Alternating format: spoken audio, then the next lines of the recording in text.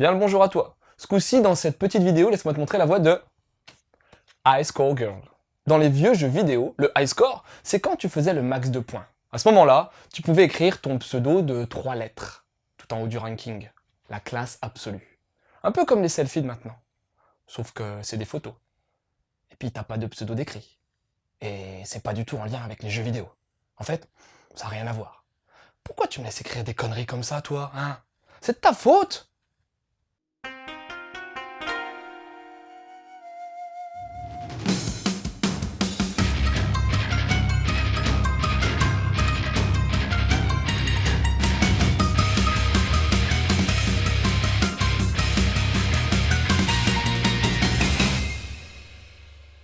On est en 91, 1991.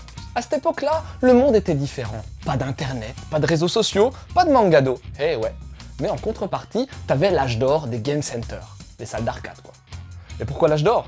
Ben tout simplement car un jeu faisait un carton phénoménal à l'époque. Street Fighter 2, yeah man.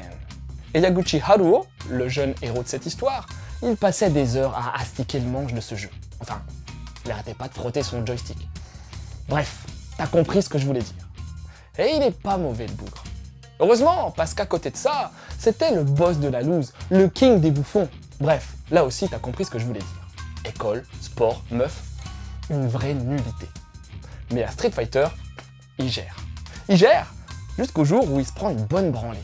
8 défaites consécutives. Et qui c'est qui lui met la pâtée comme ça? Ono Akira. Alors plusieurs choses à savoir. C'est une meuf, c'est une bourge, c'est une intello, elle est forte en sport, elle est dans sa classe et, dernier truc, elle parle pas. Non, c'est pas qu'elle est muette, mais on l'entend jamais causer. Alors entre les deux, déclaration de guerre ou déclaration d'amour? Pour le savoir, envoie déclat au 8-12-12. Déclat, D-E-C-L-A au 8-12-12. Ou alors va lire High Score Girl.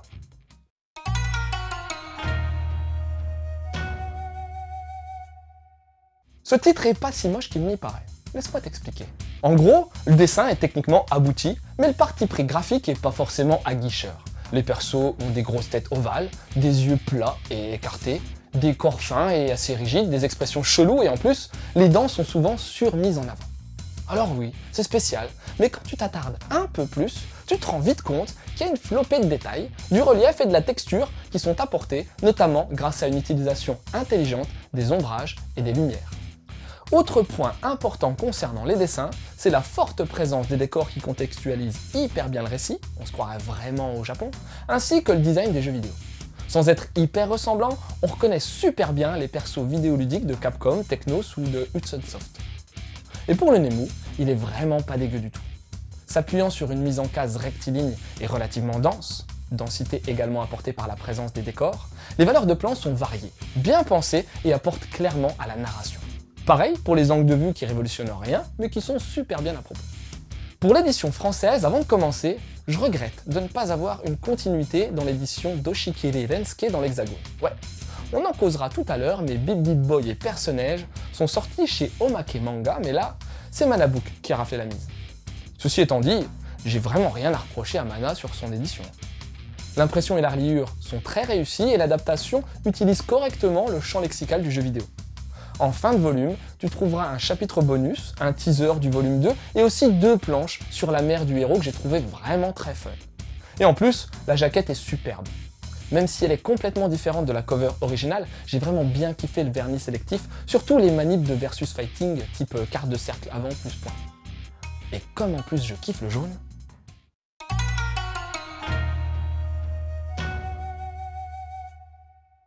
Tu vois que je kiffe le jaune. Le jaune et Saint Seiya. Bref, et si on parlait un peu de Rensuke Oshikiri, hein? Si j'étais feignant, je ferais un copier-coller de ce que j'ai dit dans ma chronique de Bip Bip Boy. Mais bon. Oshikiri Rensuke, qui est un gros gamer, c'est l'auteur de ce manga. C'est son pseudo car son vrai nom c'est Kanzaki Ryota. Avant de faire High Score Girl, il a bossé sur Bip Bip Boy qui est grosso merdo son autobio. Avant ça, il a également travaillé sur Personnage qui traite de l'ijime, du harcèlement. High Score Girl est une série finie en 10 volumes qui a commencé en 2010. Depuis 2018, un animé a été mis en place avec 2 saisons ainsi que des OVA. Et comme c'est Netflix qui distribue, la série est quand même assez connue, surtout auprès des gamers. Car ouais, Même si High Score Girl est avant tout une histoire d'amour entre deux gamins de 10-12 ans, t'as également une grosse toile de fond concernant le jeu vidéo et surtout le rétro gaming. Alors j'avais bien apprécié Bip Bip Boy, mais je lui avais trouvé quelques lacunes concernant la temporalité bordélique de sa narration et le manque de fil conducteur. Mais pour High Score Girl, le résultat est encore plus convaincant puisque ses défauts se sont estompés, voire envolés. Bien sûr, j'ai grave kiffé les références vidéoludiques omniprésentes tout au long de ce volume. Que ce soit en lien avec l'arcade ou bien avec les consoles de salon, tu sens que le père Oshkili est un passionné de gaming. Passionné et connaisseur, car il traite non seulement de références incontournables, mais aussi de jeux moins mainstream, mais tout aussi pertinents. Selon moi, l'atout majeur de ce titre reste quand même le développement de l'histoire d'amour-amitié. Ouais, une relation toute particulière entre nos deux protagonistes va émerger et tu sens l'évolution des sentiments du côté d'Haruo, mais aussi d'Akira. C'est alambiqué, ça mixe amour, amitié, concurrence, reconnaissance, jalousie, mais aussi respect. Bref, cet aspect-là a été bien travaillé. Dommage que les autres persos soient pas autant développés. D'autant plus que le pari de ne pas faire parler la nana était très risqué, mais bon, sur un seul volume, ça passe. Sinon, un autre aspect qui m'a carrément plu, c'est l'ambiance véhiculée par ce manga. Comment dire ? En fait, on sent totalement la moiteur de l'été et le ressenti qu'on peut avoir à cet âge-là vis-à-vis des grandes vacances. La chaleur, la quasi-dilatation des durées avec des journées qui peuvent prendre des formes d'aventures épiques, la peur de voir les vacances se terminer. Et je sais pas si c'est également dû à la canicule de cet été, mais ça a grave marché sur moi. High Score Girl est donc un manga vraiment bien construit.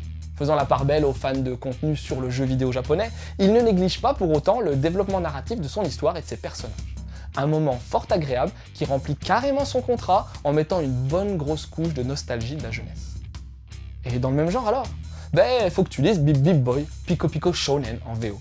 Du même auteur, ce manga te permettra de rester dans cette fabuleuse ambiance qu'est le rétro gaming japonais et, cerise sur le gâteau, tu retrouveras même les prémices d'High Score Girl dans un des chapitres. Sinon, je vais tout de même te conseiller, si tu l'as pas déjà vu, de mater l'anime d'High Score Girl. Bon, même si ce dernier est pas foufou en termes de réalisation, j'ai vraiment adoré l'insertion de capture de jeux vidéo. Et ils ont même pensé au scanline alors. Et enfin, si jamais tu veux découvrir à quoi pourrait ressembler le héros d'High Score Girl en vrai, quand il sera vieux, je te conseille vivement de te renseigner sur l'émission de Florent Gorge, Collector's Quest. Kezako ? Une émission où on va te faire découvrir des collections et des collectionneurs de jeux vidéo.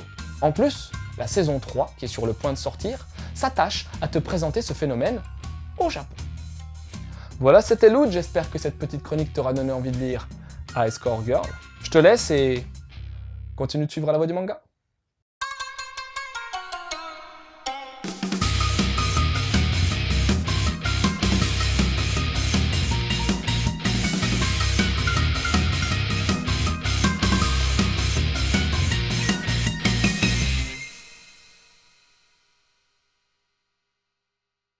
Les high score quoi. Je savais jamais quoi écrire, il te laissait que 3 lettres. C-U-L, P-D, B-I-T. Difficile de choisir, difficile.